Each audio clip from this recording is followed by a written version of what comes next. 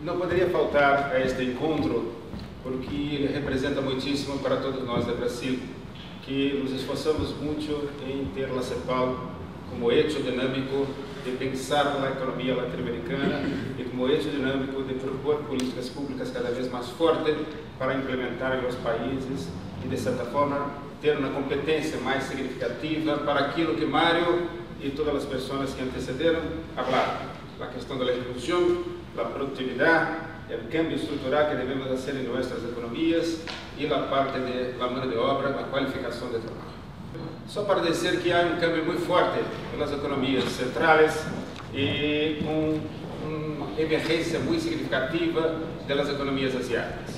A crise provocou um desequilíbrio e uma instabilidade nas economias internacionais, especialmente permitindo uma oportunidade cada vez mais forte para nossos países emparelhar as dinâmicas setoriais, especialmente a dinâmica industrial. A dívida pública e de todos os países ha diminuído consideravelmente, portanto, conseguimos fazer no dever de casa um exercício muito forte de uma estabilidade, uma questão fiscal e de la deuda reduzindo consideravelmente.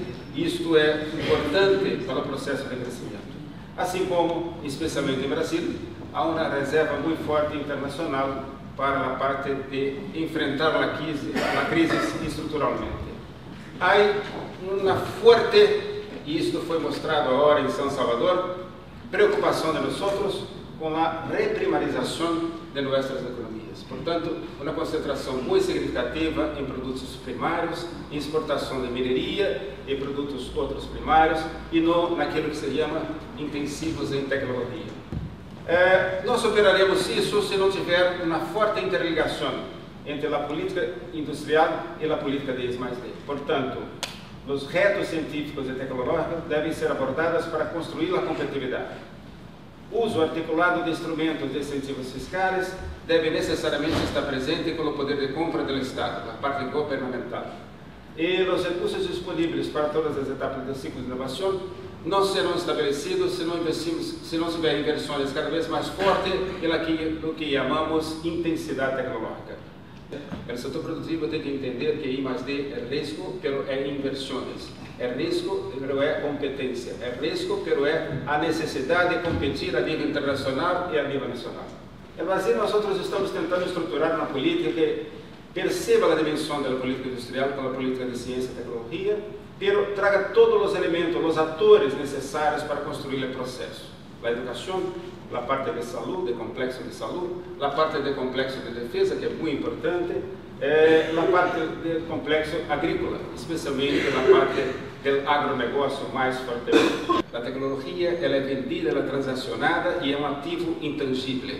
Por lo tanto, tem que gerar conhecimento em seu próprio país para conseguir enfrentar o processo de desafio.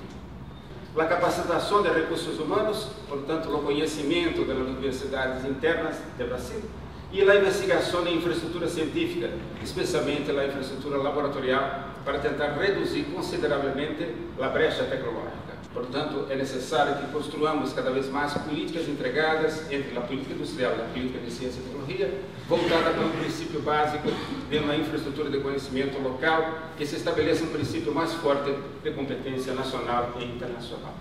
Para concluir, em definitivo, espero que tenha ficado em 10 minutos. No caso do Brasil, a política de CTI, ou a política de I+D, em conjunto com a parte de ciência e investigação pelas universidades. Ha apoiado fortemente a formação de recursos humanos, ou seja, uma investigação voltada para a ciência básica e a ciência aplicada, a variedade de mecanismos de apoio, especialmente a parte de marco legal de incentivos fiscais, ha crescido enormemente. Há uma forte ideia de que o processo de câmbio se dá em recursos humanos, em capital humano, especialmente em engenharias e setores estratégicos.